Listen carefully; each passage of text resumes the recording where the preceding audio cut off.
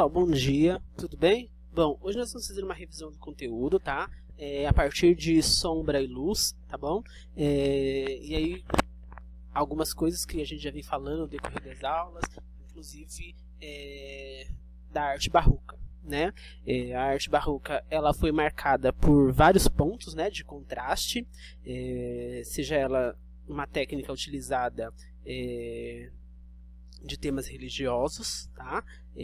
Ou de temas que eram aparentes da época, tá? Que era o ápice da época, né? Sobretudo pelo jogo de luz e sombra, luz e cor, que iniciaram nas obras, né? Que deram evidências nessas obras da arte barroca. Alguns mestres, né, na verdade grandes mestres da época barroca, eles tiveram como ousadia, né, ousar de recursos para que esta luz, né, essa cor, essa sombra, ela ficasse em evidência nas suas obras. Então, os artistas, eles na maioria eram de religiões católicas, né,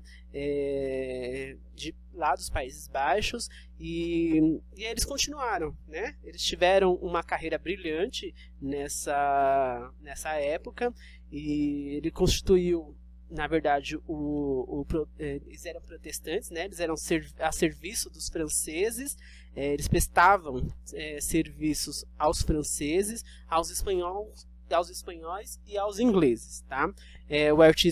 Os artistas desta época, eles gostavam de ousar nas pinturas, nas obras religiosas, nas obras de alegorias, tá? Nos quais os temas eram baseados na mitologia grega, tá? Os artistas, eles utilizavam a luz, a sombra, tá? Para dividir as cenas retratadas, e com isso fazia enaltecer o semblante da pessoa que ele retratava. Então, como vocês podem analisar nas imagens de vocês, o semblante das pessoas que eles retratavam é um semblante que tem mais luz, né? Por quê? Porque eles queriam evidenciar esse semblante, eles queriam evidenciar as pessoas, né? E a gente já viu isso lá quando nós falamos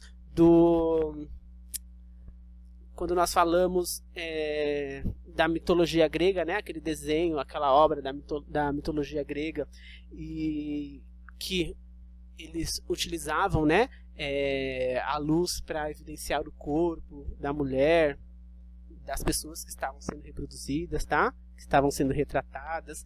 E aí vieram vários mestres, né, da pintura barroca. Um deles foi o Diego Velázquez, que ele pintava a serviço da corte, tá?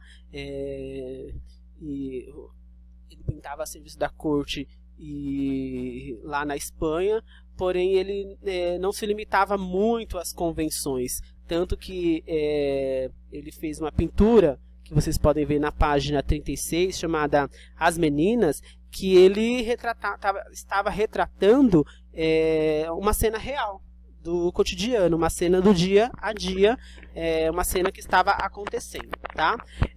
Além de retratar, de pintar retratos de nobreza, o Velázquez, ele pintava também cenas do cotidiano das pessoas e dos povos, que nessa obra As Meninas, da página 36, tá? Assim como na imagem da página 37, Cristo na casa de Maria, né? Que você pode observar uma casa simples, né? E ele gostava de retratar esse cotidiano, tá? Então, o estilo barroco, ele foi se desenvolvendo, né? E foi se transformando em uma arte requintada, tá? Então, foi se passando o tempo, o estilo barroco, ele foi se transformando numa arte mais aos nobres, né? Uma arte mais elegante, mais ornamentada, né? E era uma arte cheia de detalhes, tá? No estilo barroco também, que antes eles diferenciavam da Renascença, né?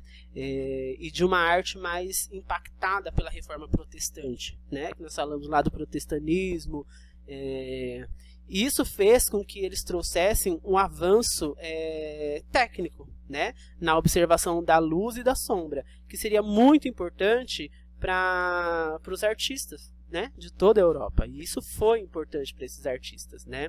Então, o estilo barroco ele ganhou o continente, tá? Ele ganhou as cortes europeias, as colônias. As sombras, elas fascinavam, né, o século, elas fascinavam aquele período, em uma época em que os renascentistas chamavam de Idade das Trevas, tá?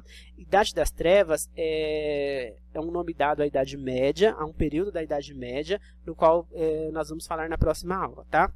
E aí nós falamos também da realidade de claro e escuro.